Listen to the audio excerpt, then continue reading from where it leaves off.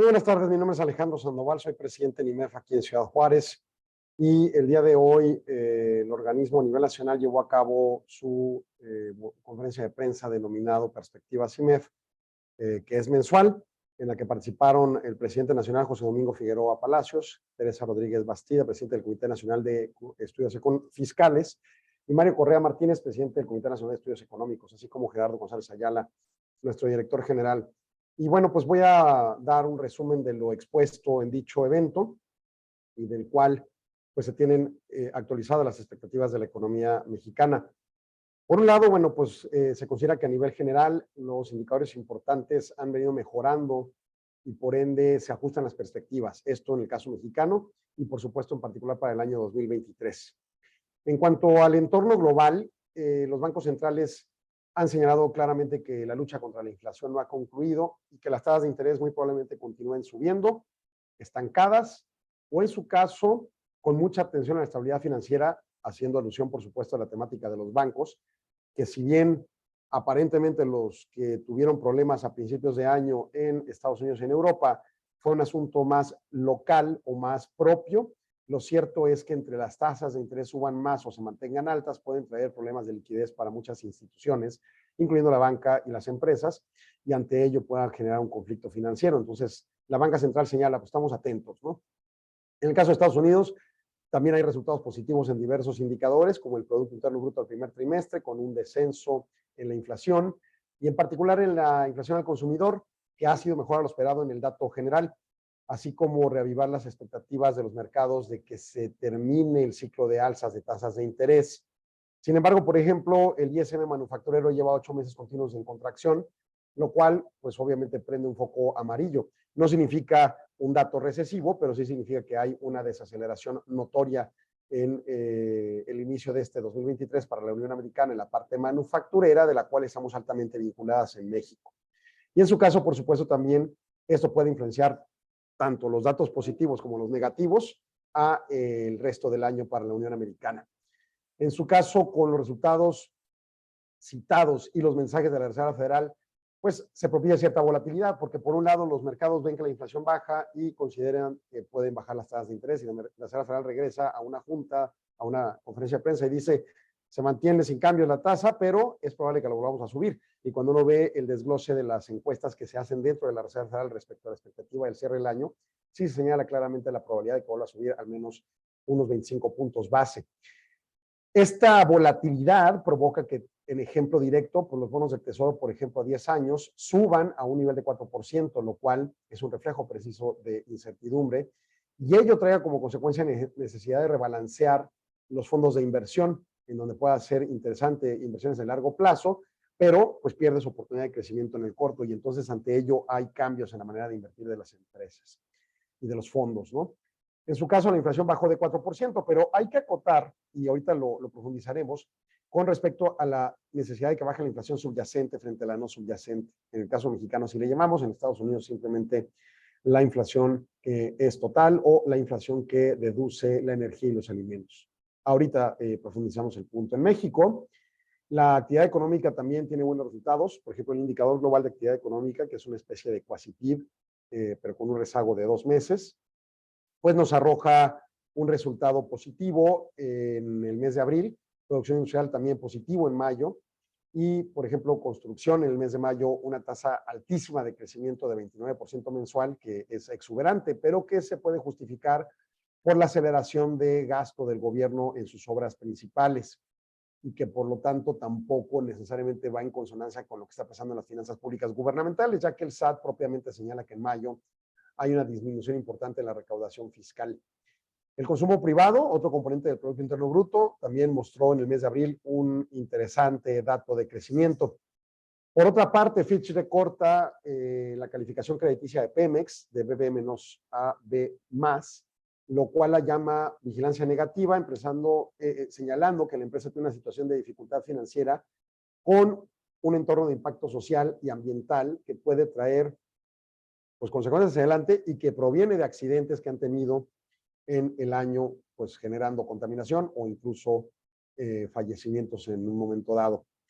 La debilidad de la empresa continúa, esa es la esencia, y en su caso, bueno, pues empiezan a agotar sus fuentes de financiamiento. Todavía pueden salir al mercado, pero a tasas o a calificaciones más bajas. Esta es solo una calificadora, pero a calificaciones más bajas, pues empieza a subir la tasa, empieza a ser más caro el crédito al que pueden acceder.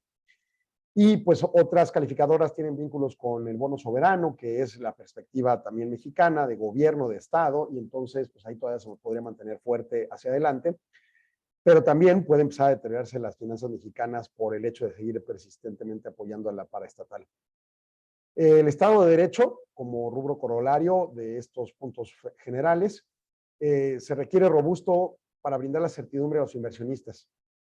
Y en su caso esto da pauta para el aprovechamiento de las inversiones que, como por el efecto de la relocalización o el famoso nearshoring, puedan traer beneficios a nuestro país. Si no se brindan, es muy difícil lograr el aprovechamiento pleno. Uno de los conductores más importantes para reducir la desigualdad es la inversión, ¿no? Ahora bien, en cuanto a las expectativas de la economía, bueno, hubo mejoras en los pronósticos. Para el año 2023, el crecimiento del Producto Interno Bruto se espera que crezca 2.4%. El tema es que el mes pasado creíamos que iba a crecer 2%. Entonces, esta aceleración de 40 puntos base está estrechamente vinculada al nearshoring, que aún cuando no mejore el entorno de certidumbre jurídica, mientras no se deteriore más, podría darse el crecimiento. Dos, la inflación puede bajar por debajo del 5.0%, esto es a 4.8%. El mes pasado pensábamos que era en 5.1%. Realmente aquí entra el tema de la discusión profunda. La inflación es un componente de aumento recurrente de precios en determinado periodo, por ejemplo, anualizado, o sea, 12 meses, y en determinado territorio, por ejemplo, México, ¿no? Bueno, la inflación va bajando, pero la inflación se compone de diversos tipos de productos. Algunos, por ejemplo, los agropecuarios, directamente productos que vienen del sector agroforestal, ganadero, o los energéticos y las tarifas fijadas por gobierno, que ambos terminan teniendo una influencia importante del gobierno en su fijación de precios, pues no tienen tantos efectos de mercado para construir sus precios. Y entonces, en ese sentido, pues el que suban o bajen no tiene que ver tanto con la tasa de interés del Banco de México. En el caso de los agropecuarios, por ejemplo, pues tenemos el escenario de algunos rubros específicos vinculados a huracanes, por ejemplo, ¿no? O a fiebre aviar, o a el tema que le provoca las vacas locas, o lo que usted guste. Y ante ese tipo de cosas, pues la tasa de interés no tiene nada que ver, ¿no? O sea, si cae o no cae un huracán, ese es otro tema. No tiene que ver el Banco Central con su intento de disminuir la inflación. El hecho de que no haya habido huracanes relevantes o cambios climáticos tan fuertes para provocar efectos en el sector agro y aguas con el tema este del calentamiento global. Lo cierto es que, pues al menos el año pasado y este año, no ha provocado grandes problemas en ese sector. En la parte energética, pues el gobierno ha dispuesto subsidios, por ejemplo, a la gasolina para mantenerla en bajos precios. Es cierto que hoy en día hay gente que se puede quejar válidamente al decir, bueno, pues si la gasolina le importan y el dólar baja, pues debería bajar la gasolina. Bueno, eventualmente el gobierno, después de dar tanto subsidio, pues busca un respiro. Y en función a ello, es claro entender que las tasas de gobierno no tienen que ver con mercado, tienen que ver con las necesidades de recaudación o de apoyo a la población. Y entonces, ante ello, pues esos dos elementos no son tan relevantes para la inflación en función de la capacidad de control de parte del Banco de México. En cambio, mercancías y servicios, que son la parte subyacente, que sí se influencia por parte de la tasa de Banco de México a los agentes económicos que la operan, la mercancía y el servicio, pues obviamente ahí sí puede haber impactos esperados. Pero sucede que los aumentos de tasa de interés han sido de tal nivel que la lógica diría que deben haber bajado más fuerte los precios de las mercancías y servicios, y no ha sido así. Y ante ello, pues es la parte preocupante. La baja en la inflación subyacente, o sea, mercancías y servicios, ha sido demasiado lenta en Europa, en Estados Unidos, en el mundo en general y por supuesto en particular en México. Ante ello está el temor de que eventualmente pueda pasar algo en la no subyacente como huracanes, virus o necesidades recaudatorias que dispongan alzas en los precios de ese tipo de productos no subyacentes y que las mercancías de servicios bajan tan lento que vuelva a subir la inflación. Ese es el temor con el tema. Sin embargo, a la hora de analizar cadenas productivas, ciclos de importación y exportación o subsectores de comercio exterior y en su caso la parte que comprende la construcción de costos de empresas de mercancías y servicios, pues se suscita la situación de que esa ralentización probablemente esté más vinculada a rezagos de los impactos de las restricciones que se vivieron en la época del COVID hasta febrero de 2022, que obligan a las empresas como restaurantes, fondas, comercios, etcétera, a continuar subiendo sus precios cuando ya no necesariamente tienen un aumento de costos hoy, pero lo tuvieron en su momento y lo aguantaron sin movilizar precios antes. Entonces, es como una ola que va generando impactos posteriores, ¿no? Esa sería la explicación de por qué la ralentización de la baja de la inflación y la preocupación al tema, por ejemplo, de los bancos centrales que señalábamos hace ratito. Otro de los temas, el balance público tradicional, deuda pública 3.8% negativo. Hay algo de deuda pública, está la ley de ingresos, el gobierno este año se endeudó o se está endeudando, y con la baja de recaudación es lógico que lo siga haciendo. Y el tema es, bueno, pues qué tan conflictiva puede ser para el presupuesto gubernamental. Bueno, en principio está mediado, está presupuestado, y además con la baja en el tipo de cambio puede ayudarse de alguna manera a no tener un impacto tan negativo en el servicio que es el pago mensual que se hace. La tasa de política monetaria, 11.25, sin cambios respecto a la que está ahorita. Hay quien puede pensar que puede bajar la tasa si baja la inflación. De nuevo, creo yo que el factor inflación subyacente persiste como preocupación central para no mover las tasas o en el peor de los casos subirlas de nueva cuenta. Bajarlas lo veo muy difícil en este 2023 y así lo persiste el argumento las personas que cité para el IMEF en su conferencia de prensa. Empleo del Seguro Social, 600,000 para este año. Se preguntaba por ahí en la conferencia de prensa la viabilidad de que superemos la cifra, vamos a decirle psicológica, de 22 millones de registrados en el IMSS.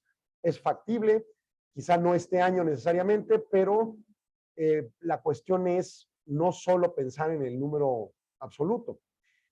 2/3 partes de los empleados en la INOE, ojo, no en el IMSS, o no bajo Seguridad Social, sino en la Encuesta Nacional de Ocupación y Empleo, ganan menos de 2 salarios mínimos. O sea, tenemos una población con bajos ingresos. Y entonces, mientras no trabajemos en mejorar por medio de mejor capacitación y entrenamiento a nuestra masa laboral, pues difícilmente mejorará la calidad de vida de las personas de manera relevante. Tipo de cambio, 18.14 para el fin de años, también bajó mucho desde 19 que se consideraba hace un mes, y esto por esta movilidad cambiaria que pues, hoy por hoy entendemos depende del exterior. Es algo que está pasándole al oro, una sobrevaloración, al euro, al yen, entre otras divisas, frente al dólar que está depreciado en función de una condicionante económica óptima en la Unión Americana. En la eventualidad de que Estados Unidos entrara en recesión, las cosas se revertirían y el tipo de cambio en México se depreciaría. Y la cuenta corriente, menos 1%, balanza comercial derivada de la balanza de pagos. Normalmente tendemos a tener un déficit comercial. Esto es común desde 1900, podría ser 86, pero vamos asertivamente a señalar 94 con la firma del Tratado de Libre Comercio. Y en su caso se ha mantenido en el tiempo. Y a reserva de 100 años, que hemos tenido un superávit, ordinariamente importamos un poco más de lo que exportamos. En fin, eso es 2023. Y para 2024, las expectativas son de desaceleración. Habría un 1.8% de crecimiento desde el 2.4% que tendríamos probablemente este año.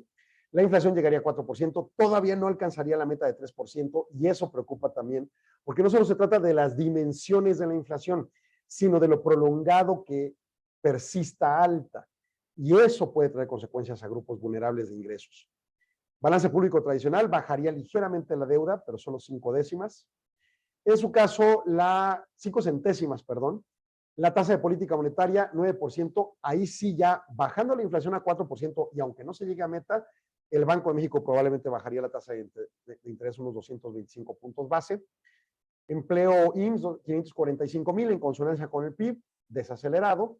Tipo de cambio 19.50, recuperando un rumbo, estabilizando posiciones y en función a una desaceleración en Estados Unidos que hoy vivimos, y que las dos posibilidades hoy por hoy más viables son o que se mantenga la desaceleración en el tiempo hacia 2024 o en su defecto entre en recesión.